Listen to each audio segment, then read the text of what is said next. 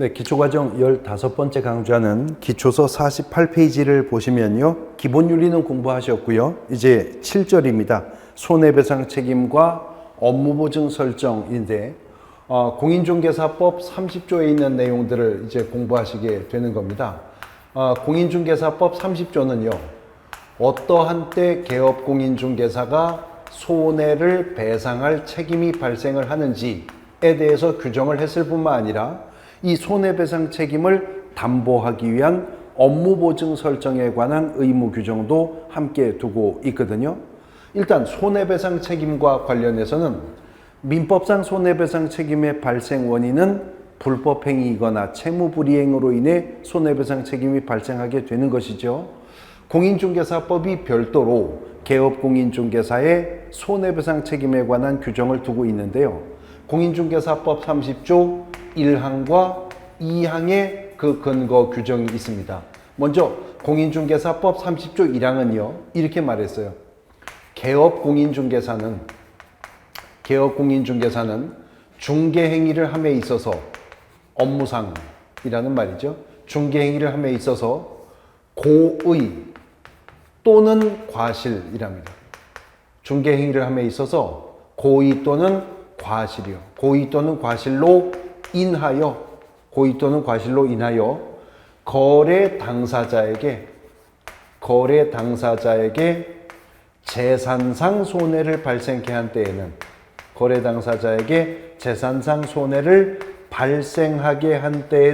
그 손해를 배상해야 할 책임이 있다.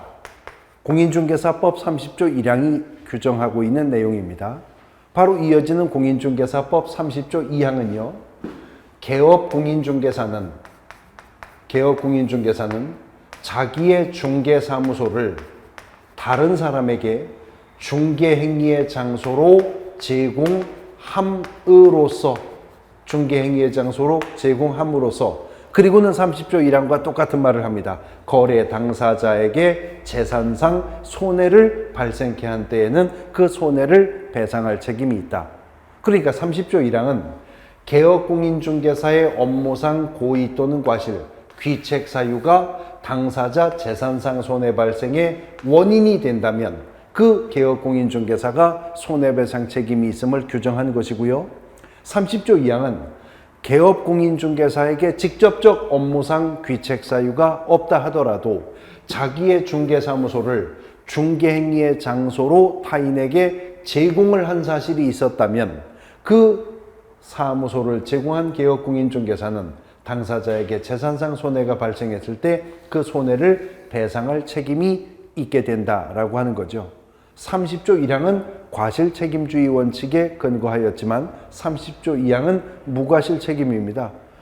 이른바 상법의 명의대여자 책임과 유사한 것이죠. 중개사무소는 공신력 있는 장소이니까 이거를 중개행위의 장소로 타인에게 빌려주었다면 사무소를 제공한 사실만으로도 당사자에게 재산상 손해가 발생했을 때 제공한 개업공인중개사에게 배상 책임을 묻겠다 하는 겁니다. 어쨌거나 결론은요. 30조 1항과 2항의 결론이 당사자에게 재산상 손해가 발생한 때에 그 손해를 배상할 책임이 있다라고 했어요. 그러니까 정신적 손해 등에 관한 문제는 민법으로 해결해야 할 문제라는 것이죠. 재산상 손해에 대해서 공인중개사법이 별도의 규정을 두고 있는데 문제는 이러한 손해배상 책임이 존재함을 당사자가 입증하여야 비로소 개업공인중개사가 배상 책임을 지게 될 것입니다.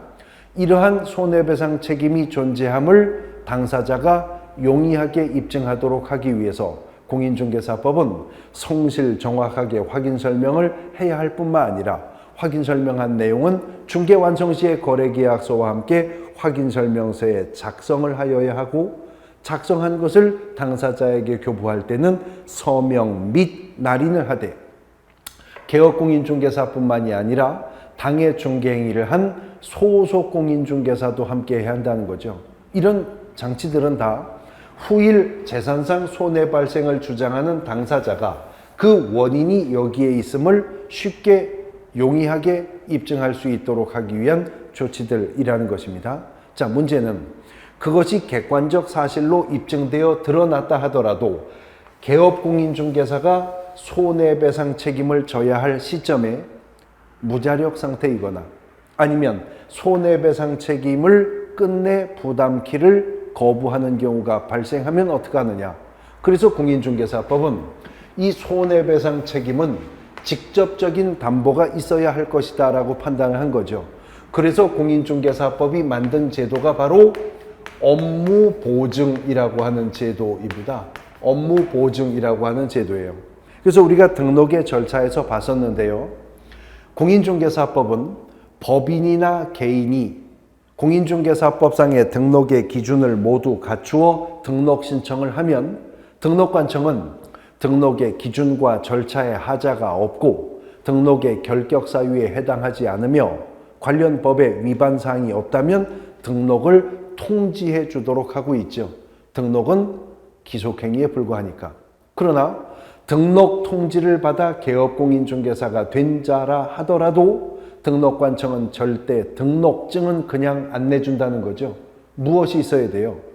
등록을 통지받은 개업공인중개사가 업무보증을 설정하여서 등록관청에 신고하여야 보증 설정 사실을 확인한 후 등록관청은 등록증을 교부해 준다는 것이잖아요. 그러니까 업무보증이라고 하는 것은 손해배상 책임을 담보하는 제도이기 때문에 공인중개사법상 그 누구도 예외가 없습니다. 중기업을 적법하게 하려면 누구든 업무보증 설정해야 됩니다. 개인이든 법인이든 심지어는 그 법인이 다른 법률의 규정에 의해서 중기업을 영위하는 법인, 이른바 특수법인이라 하더라도 업무보증 설정 의무만큼은 부담을 받게 될 것이다 하는 것이죠. 자, 이런 업무보증의 설정의 방법은요. 지금 현행 공인중개사법에 규정되어 있는 보증 설정의 방법은 세 가지의 방법이 있다는 것입니다. 첫 번째, 보증보험에 가입을 하는 방법으로 업무보증을 설정할 수가 있고요. 두 번째는 공제조합의 공제에 가입을 하는 방법으로 업무보증을 설정할 수도 있습니다. 또 세 번째는 담보공탁의 방식이죠. 보증 설정 의무 금액을 현금이나 국채, 공채 등으로 묻어 맡기는 공탁의 방법으로도 업무보증을 설정할 수 있어요. 예전에는 재정보증인 선임제도 같은 것들도 있기는 했었습니다만 모두 삭제가 되었고 지금 현행법상 업무보증 설정 방법은 세 가지 방법이 있습니다. 보증보험에 가입하거나 공제에 가입을 하거나 공탁하는 방법인데 이 중에 어떤 방법으로 보증을 설정할 것이냐 하는 문제는요. 그 개업공인중개사가 공인중개사인 개업공인중개사이었느냐 또는 부칙상의 개업공인중개사이었느냐 혹은 법인인 개업공인중개사이었었느냐 즉 종별이 무엇이었었느냐를 불문하고요. 개업공인중개사들은 보증, 보험에 가입하거나 공제에 가입하거나 공탁하는 방법 중 어느 하나의 방법을 자유롭게 택일하여서 보증 설정할 수 있다. 다시 말해서 업무보증을 설정하는 방법은 개업공인중개사의 종별에 따르는 차이가 없다는 겁니다. 셋 중에 어느 하나의 방법을 자유롭게 선택할 수가 있게 되니까요. 그러나 보증을 설정할 때 그 구체적인 내용, 즉 보증 설정 의무 금액은 개업공인중개사의 종별에 따라 본법이 차이를 두어서요. 개인인 개업공인중개사들, 즉 공인중개사인 개업공인중개사나 부칙상의 개업공인중개사라면 1억 원 이상의 업무보증을 설정해야 한다는 거네요. 1억 원 이상. 근데 아무래도 법인인 개업공인중개사는 개인인 개업공인중개사들보다 업무 영역이나 업무 규모가 클 수밖에 없겠죠. 그래서 법인인 개업공인중개사는 2억 원 이상의 업무보증을 설정하도록 합니다. 자, 일단 보증 설정 의무 금액은 개인은 1억 원 이상, 법인은 2억 원 이상입니다. 근데 법인은 또 여기서 그칠 수가 없는 것이 개인인 개업공인중개사들과는 달리요. 법인이라고 하는 개업공인중개사는, 법인인 개업공인중개사는 이중사무소 설치 금지 원칙의 예외를 인정받아 이른바 분사무소라고 하는 걸 가질 수가 있잖아요. 그런데 우리가 분사무소 설치 절차 속에서 보셨었던 얘기인데, 분사무소는 주된 사무소가 속한 시군구만 제외하면 시군구 별로, 즉 시군구마다 하나씩 둘 수 있죠. 그러면 어떤 중개법인은 분사무소를 두지 않은 중개법인일 수도 있어요. 어떤 중개법인은 분사무소 한두 개 있는 법인일 수도 있지만 10대 개 있는 중개법인도 있을 수가 있죠. 근데 그러한 형평과 차이를 무시하고 획일적으로 2억 원 이상 설정하면 된다고 적용하면 법인 간에도 형평의 문제가 생길 것이라고요. 그래서 일단 법인인 개업공인중개사는 2억 원 이상의 업무 보증을 설정하여 신고해야 등록증을 받을 수가 있는데, 당해 중개법인이 추후에 분사무소를 설치한다면 분사무소가 추가될 때마다 1억 원 이상씩 보증 설정 의무 금액은 추가 증액해야 한다는 겁니다. 분사무소가 추가될 때마다 1억 이상. 그러면 현재 분사무소를 한 개 가지고 있는 중개법인이라면 당해 법인이 설정해야 할 보증 설정 의무 금액은 3억 원 이상이죠. 분사무소 3개 있으면 5억 원 이상이죠. 기본 요금 2억 원부터 올라간다고 생각하시면 되니까 제시된 분사무소 숫자 플러스 2억 하시면 되죠. 분사무소 7개 있다면 9억 원 이상, 13개 있으면 15억 원 이상의 업무 보증이 당해 법인의 보증 설정 의무 금액이 될 겁니다. 자, 이런 업무 보증 설정 의무는 손해배상 책임을 담보하는 제도이기 때문에 누구도 예외가 없다는 말씀 드렸었어요. 심지어는 다른 법률의 규정에 의해서 중개업을 영위하는 법인, 이른바 특수법인조차도 업무 보증은 설정해야 된다고 말씀드렸었죠. 그런데 공인중개사법이 그중에 농업협동조합법에 근거하여 농지에 대해서 조합원만을 대상으로 하는 지역농협은 그 중개업을 한다 하더라도 가능한 중개활동의 범위와 폭이 매우 좁으니까 금액은 완화 적용해 주겠다는 거죠. 깎아주겠다는 겁니다. 그래서 지역농협은 지역농협별로 1,000만 원 이상의 보증을 설정해서 등록관청에 신고하면 된다라고 하는 겁니다. 자, 얼마의 보증을 설정해야 되는가 하는 문제는 개업공인중개사의 종별에 따라서 차이가 있기는 하지만 그 보증 설정 금액을 보험에 가입을 할 건지 공제에 가입할 건지 공탁할 것인지의 문제는 자유롭게 개업공인중개사가 택일할 수 있다고 했었죠. 최초의 보증 설정에서 선택의 자유가 있는 것은 물론이고 설정한 보증의 방식을 고수 유지해야 할 의무도 없는 겁니다. 갈아탈 수도 있다 그 말이죠. 즉 보험에 가입한 개업공인중개사가 공제로, 공제에서 공탁으로, 공탁에서 보험으로 업무 보증은 개업공인중개사가 개인적 필요에 의해서 변경이 가능하다. 단 공인중개사법은 만일 개업공인중개사가 업무 보증을 다른 보증의 방식으로 변경을 한다면, 업무 보증을 변경을 한다면 이 업무 보증의 변경은요, 이미 설정이 되어 있는, 먼저 설정이 되어 있는 보증의 효력 기간 중에요. 이미 설정이 되어 있는 보증의 효력 기간 중에 업무 보증을 변경하여 그 사실을 신고까지 해야 한다는 겁니다. 다른 보증으로 업무 보증을 변경할 것이라면 언제까지요? 효력 기간 중에, 먼저 설정되어 있는 보증의 효력 기간 중에 그리해야 한다는 거죠. 근데 지금 효력 기간이라고 하는 말이 나왔는데 보험이나 공제의 경우라면 공제조합에 공제료 납입을 했다. 보험회사에 보험료 납부하였다. 그러면 효력 기간이 정해지겠죠. 자동차 보험 생각하시면요. 보험회사에 보험료 내면 몇 년, 몇 월, 며칠, 몇 시부터 몇 년, 몇 월, 며칠, 몇 시까지 교통사고에 대해서 보험회사가 보장해 주는 거잖아요. 그러면 효력 기간이 만료가 되게 된다면 업무보증 설정 의무는 연속성을 유지해 가야 되기 때문에 다시 설정해야 되는 경우가 있을 수가 있을 것이라는 겁니다. 재설정해야 되는 경우가 있을 수가 있을 것인데 기간이 만료되기 때문에 단순히 갱신의 차원에서 업무보증을 다시 설정해야 되는 경우라면 이때는 이미 설정된 보증의 효력기간 만료일까지입니다. 먼저 설정된 보증의 효력기간 만료일까지 다시 업무보증을 설정하여 등록관청에 신고를 하여야 한다는 거죠. 언제까지요? 만료일까지 해야 된다.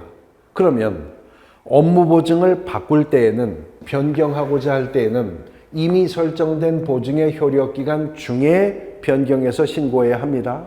기간이 만료되기 때문에 재설정해야 하는 경우라면 이미 설정된 보증의 효력기간 만료일까지는 다시 설정해서 신고해야 합니다. 입법자는 무엇을 요구하는 거죠? 개업공인중개사가 중개업을 하고 있다면 스스로 보증의 연속성을 유지해 나가야 합니다. 그 말이죠. 보증의 효력이 끊어진 날이나 시간이 발생하여서는 안 됩니다. 그 말 하는 것입니다. 그 말 하는 것입니다. 그런데 업무보증을 다시 설정해야 되는 이유가 기간이 만료가 되기 때문에 단순한 갱신의 차원에서 다시 설정하는 경우도 있지만 보험에 가입했었는데 보험금이 지급되었거나 공제에 가입을 하였었는데 공제금이 지급이 되었다면 이 보험금 또는 공제금 지급으로 인해서 보증의 효력이 끝날 수도 있죠. 지급으로 인해서 보증의 효력이 끝난 경우라면 그때는 15일 이내입니다. 15일 이내에 다시 업무보증을 설정해서 등록관청에 신고해야 한다. 그러니 재설정 신고도 왜 다시 설정해서 신고하느냐에 따라 구분해 두셔야 할 것이 생겼죠. 기간이 만료되기 때문에 갱신의 차원에서 재설정하는 것은 만료일까지이고 보험금 공제금이 지급되었기 때문에 지급사유로 재설정할 때는 15일 이내에 재설정하여 신고하라는 겁니다. 단 15일 이내에 다시 설정하여 신고해야 할 것은 보험에 가입했었던 개업공인중개사가 보험금에서 손해배상금이 지급되거나 공제에 가입했을 때 개업공인중개사가 공제금에서 손해배상금이 지급되었을 때 그러라는 것인데 공탁은 여기서 구분되는 특징이 있는 것이 공탁금 중 일부가 손해배상금으로 지급되는 경우가 있을 수가 있겠죠. 그때는 기한은 동일합니다. 15일인데요. 그때는 15일 이내에 부족분 보전의 방법을 통하여서도 보증의 연속성을 유지해 갈 수가 있답니다. 자, 부족분을 보전한다. 보전은 보충하여 채운다는 말이죠. 예를 들어 개인인 개업공인중개사라 1억 원의 업무보증을 설정했는데 현금으로 1억 원을 공탁하는 방법으로 업무보증을 설정했답니다. 그런데 이 개업공인중개사의 업무상 고의나 과실로 거래 당사자에게 3천만 원의 재산상 손해가 발생해서 공탁금 1억 원 중 3천만 원이 손해배상금으로 지급이 되었다. 그러면 아직 공탁금 잔여액이 7천 남아있죠. 이때는 3천만 원 보름 안에 갖다 메꾸어 넣는 방법을 통해서도 보증의 연속성을 유지해 갈 수가 있다는 것이죠. 또 하나 공탁만이 가지고 있는 특징이 있는데요. 공탁이라는 것은 그 보증 설정 의무 금액을 개업공인중개사가 현금, 국채, 공채 등으로 묻어 맡기는 거죠. 담보 공탁인 거죠. 그러니까 공탁금을 회수해 오는 순간 보증의 효력은 없어져 버리는 겁니다. 그래서 공인중개사법은 공탁을 하였었던 개업공인중개사가 공탁하고 중개업을 하던 중에 사망을 하거나 공탁을 하고 중개업을 하던 개업공인중개사가 공탁하고 중개업을 하던 중 중개업을 그만하겠다고 폐업을 신고했다 하더라도 공탁금은 바로 되돌려주는 게 아니라 그때로부터 3년간은 그 회수를 제한하겠다는 규정을 두고 있는 거죠. 공탁한 개업공인중개사가 사망해도 공탁한 개업공인중개사가 폐업해도 공탁금을 바로 되돌려주는 게 아니라 3년간은 더 공탁기관이 가지고 지켜보겠다는 거예요. 왜냐하면 이런 일이 발생한 이후에야 비로소 그 개업공인중개사의 업무상 귀책사유 등으로 재산상 손해를 입었다는 것을 깨닫게 되는 의뢰인도 있을 수 있을 것이기 때문에 그렇다는 겁니다. 보험이라면 보험 가입 기간이 지난 이후에 그 사실을 알게 되었다 하더라도 손해 발생 사실이 보험 가입 기간 중에 발생한 것이라면 보험회사에 보험금 지급 청구가 가능하거든요. 근데 공탁은 담보 공탁의 성격을 갖기 때문에 이런 3년간의 회수 제한 규정을 이 법이 또 두고 있다라고 하는 것입니다. 자, 이렇게 개업공인중개사가 업무 보증 설정을 하여 보증의 연속성을 유지해 가면서 중개업을 하고 있으면, 자, 어느 날 개업공인중개사와 의뢰인인 거래 당사자 간에 30조 1항이나 2항의 문제로 인하여 손해배상 책임의 문제가 불거지게 되면 이제 재산상 손해를 입은 당사자는 개업공인중개사에게 직접 손해배상금 지급 청구할 수도 있지만 이 개업공인중개사의 업무상 귀책사유 등으로 당사자인 나에게 재산상 손해가 발생했던 그 시점에 이 개업공인중개사가 어떤 보증기관에 업무보증을 설정하고 있겠죠. 그게 보험회사든 공제조합이든 공탁기관이든 간에요. 그러면 당사자는 이 보증기관에 가서도 손해배상금 지급 청구를 할 수가 있다는 거죠. 단, 당사자가 보증기관에 가서 보험금, 공제금, 공탁금에서 손해배상금 지급 청구하려면 어떤 형태로든 개업공인중개사와 당사자 간에 발생한 분쟁이 해결이 되어 분쟁이 종료되었음을 입증하는 서면이 있어야 될 겁니다. 뭐 당사자 간에 손해배상금 지급 합의서가 있든가 아니면 확정된 법원의 판결문이 있든가 확정된 조서가 있든가 조정조서 같은 조서가 있거나 청구인낙조서 같은 조서가 있거나 이런 분쟁이 종료되었음을 입증하는 서면을 가지고 당사자가 보증기관에 가면 보증기관이 어디였느냐에 따라서 보험금이나 공제금이나 공탁금 등으로 손해배상금이 지급되게 될 것이죠. 자, 바로 이때 보증기관은 개업공인중개사가 업무보증 설정한 금액 범위 내에서만 지급 책임을 질까요? 다시요. 보증기관은 개업공인중개사가 업무보증 설정한 금액 범위 내에서만 그 지급 책임을 질까요? 그렇죠. 당연하죠. 아니, 보험회사가 1억 원 보험 가입을 했는데 보험금 2억 원을 줄 리는 없잖아요. 보증기관은 개업공인중개사가 업무보증 설정한 금액 범위 내에서만 그 지급 책임을 지는 겁니다. 그러나 개업공인중개사가 업무보증 설정한 금액 범위 내에서만 배상 책임을 지는 건 아니겠죠.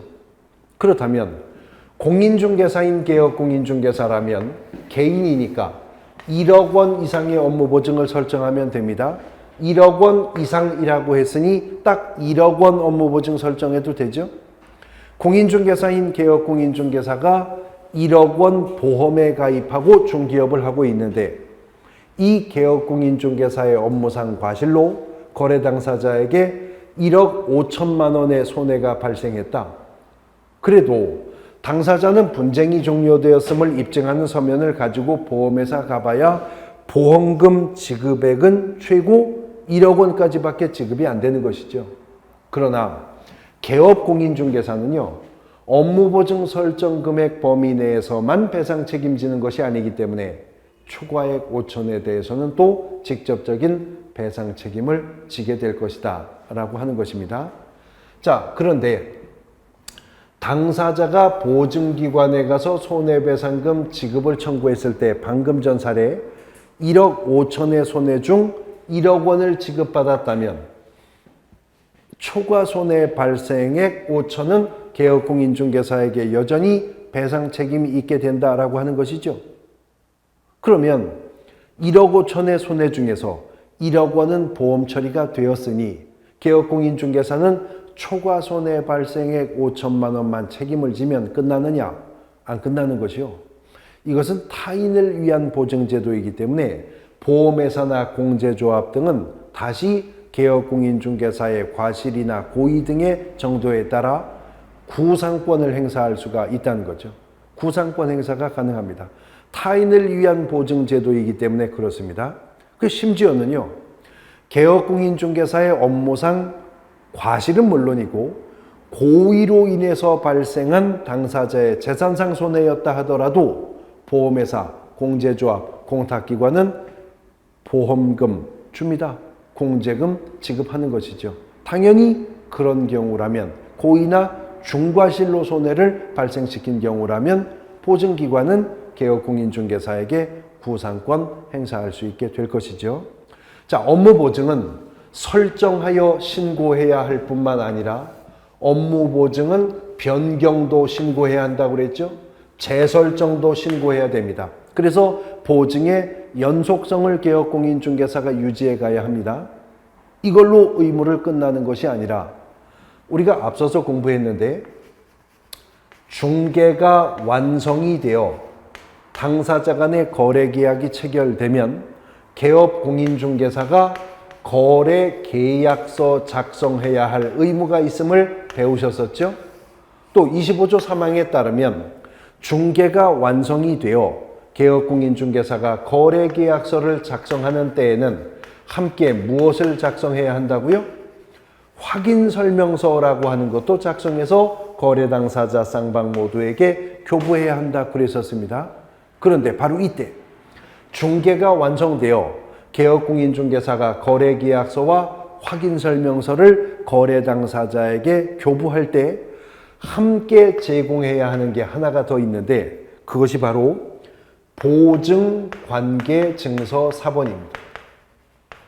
보증관계증서 사본이라고 하는 것도 거래계약서, 확인설명서 교부할 때 당사자 쌍방 모두에게 제공되어야 한다는 겁니다.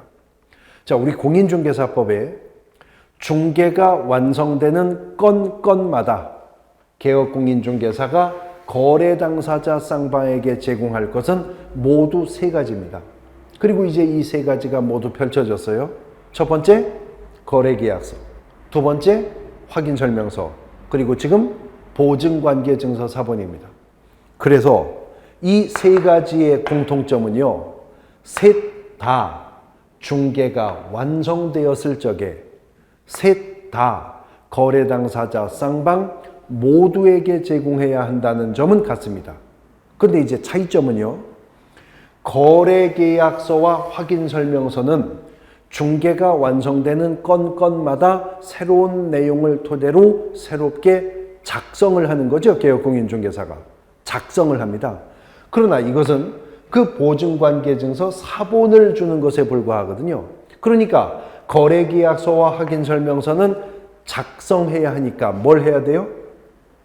서명 및 날인을 해야죠. 그러나 보증관계증서 사본은 사본을 주는 거니까 여기에 서명 날인해야 할 의무가 없겠죠. 두 번째, 거래계약서와 확인설명서는 작성하여 서명 및 날인하여 당사자에게 교부하고 개업공인중개사도 일정 기간 보존을 해야 한답니다. 거래계약서는 얼마? 5년, 확인설명서는 3년입니다. 근데 보증관계증서사본은 별도의 보존 의무가 있지는 않다는 거죠. 왜 이것은 보존 의무가 없겠어요? 이미 중개사무소 안에 보기 쉬운 곳에 등록증 원본, 자격증 원본, 중개보수 실비를 계산하는 요율 한도의 표와 함께 보증 설정을 증명하는 서류가 게시가 되어 있기 때문에요. 그것은 늘 사무소 안에 보기 쉬운 곳에 게시되어 있으니까 이걸 따로 보존할 이유는 없겠습니다. 그 다음 세 번째, 거래계약서와 확인설명서는 중개가 완성되었을 때 개업공인중개사가 반드시 거래 당사자에게 서면으로 교부해야 됩니다. 규격화된 법정서식이 있다 없다는 차이가 있어도 서면으로 작성하여 서명 및 날인하여 교부해야 한다는 점은 거래계약서, 확인설명서 동일합니다. 그러나 보증관계증서 3번, 보증관계증서 4번은요, 서면으로 교부해 줄 수도 있지만 또는 전자문서로 제공할 수도 있다는 거죠. 서면으로 교부해 줄 수도 있지만 전자문서로 제공할 수도 있다. 무슨 말이에요? 인터넷, 이메일을 통한 전송의 방법 등도 가능하다는 것입니다. 단, 중개완성 시 보증관계증서 4번을 개업공인중개사가 서면으로 교부하거나 전자문서로 제공할 때는 일정한 사항을 설명하고 해야 한답니다. 그리고 뭘 설명하고인지도 이 법이 정했어요. 보장금액, 그리고 보증기관 및 그 소재지, 그리고 보장기간입니다. 이것을 거래 당사자에게 설명을 하고 보증관계증서 4번을 교부하거나 전자문서로 제공을 해야 된다.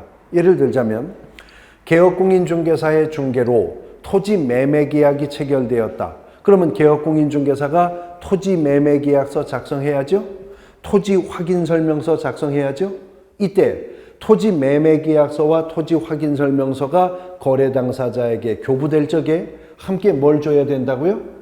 보증관계증서 4번도 함께 줘야 합니다. 물론 보증관계증서 4번은 서면으로 줄 수도 있지만 전자문서로 제공할 수도 있다고 했어요. 그러나 그냥 주면 되는 게 아니라 주면서 설명을 해야 한다는 거죠. 제가 서울보증보험회사에 1억 원 보험이 가입되어 있습니다.